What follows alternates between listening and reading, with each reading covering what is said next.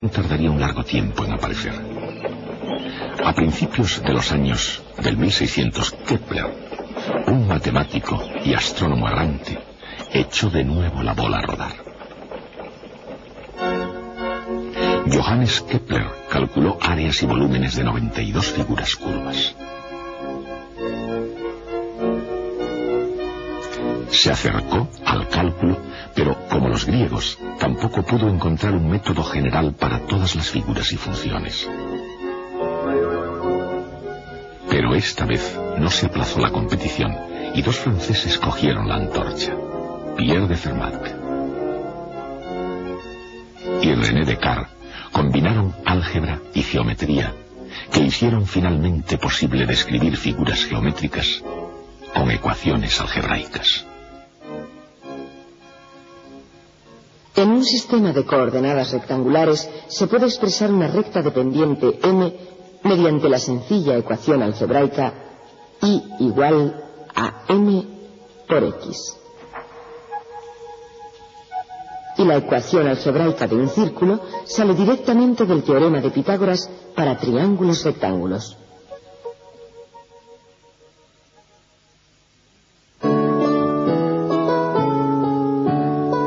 Fermat se aproximó muchísimo a la obtención de la derivada con su método general para determinar los máximos y mínimos de las funciones, puntos donde la pendiente es cero.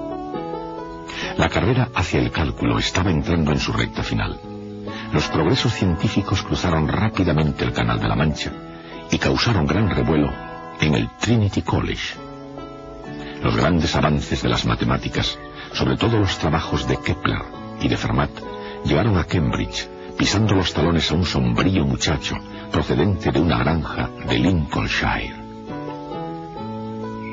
Se trataba de Isaac Newton, y además de otros hallazgos, cualquiera de ellos suficientes como para dedicarle un capítulo de la historia de las ciencias, continuaría hasta descubrir la ley universal de la gravedad y alcanzar el cálculo.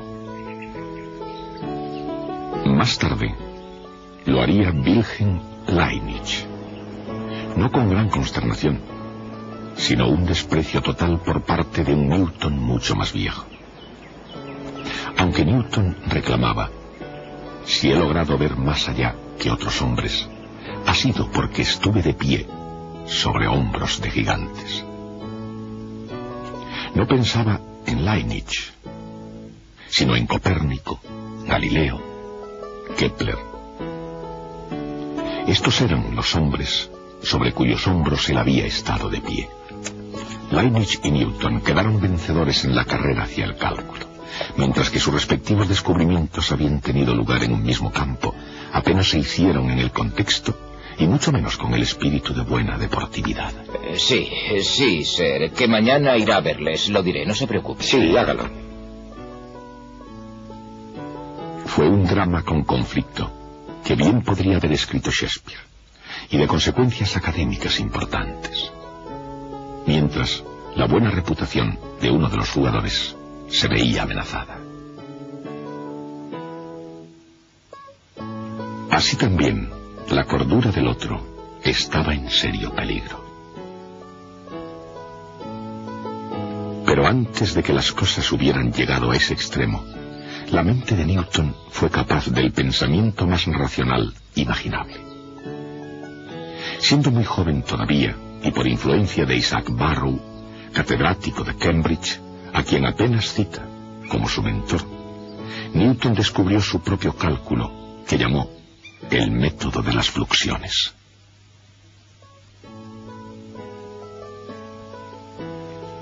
Newton vio que el ritmo de cambio de una función da la pendiente de su gráfica, y se dio cuenta de que la pendiente misma genera una nueva magnitud, la fluxión. Hoy, la fluxión de Newton se llama derivada. Esta matemática fue más fuerte que la de los griegos. Tan rápidamente como en el pensamiento de Kepler, y de una manera más flexible que en la obra de Fermat. Con esta matemática Newton explicó el movimiento de los cuerpos en el espacio, y ganó la carrera de relevos que había comenzado 2 milenios antes. Esta matemática fue el cálculo. Con todo, Newton se guardó su cálculo durante 30 años para sí mismo. Y la cuestión es, ¿por qué? Nadie lo sabrá nunca con certeza.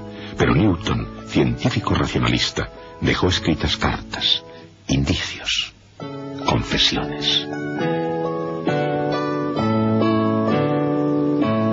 En sus propias y secretas palabras, revelaba fantasías de quemar a su madre. Llegó a anotar hasta 2 millones de palabras sobre alquimia y profecías bíblicas, y negaba ciertas enseñanzas de su iglesia. Eso no fue todo lo que él negó. En su lecho de muerte, a la edad de 85 años, Newton confesó su mayor triunfo: moría virgen. Sin embargo, Newton fue uno de los hombres más productivos de la historia, a pesar de su obsesión por el secretismo y de su terror a la crítica científica y a los robos. En diversas cartas a sus amigos, durante un periodo de 30 años, dejó caer algunos indicios crípticos, demasiados quizá, sobre su descubrimiento del cálculo. Por supuesto, Leibniz, como diplomático, estaba relacionado con asuntos secretos, pero eran de otra clase. Mantuvo algún trato con Newton, pero nunca personalmente. Durante años mantuvieron correspondencia, pero nunca llegaron a encontrarse. En una carta, Newton desafió a Leibniz, enviándole un anagrama donde se insinuaban las funciones de fluentes y las fluxiones de su método. Y en esta ocasión Newton parece que fue demasiado listo. Porque intrigó a Leibniz, que dominaba la obra previa de Kepler y de Fermat, e inventó su propio cálculo.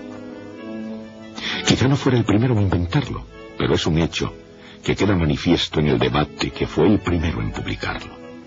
El cálculo de Leibniz era ligeramente diferente al de Newton, y en algunos aspectos ligeramente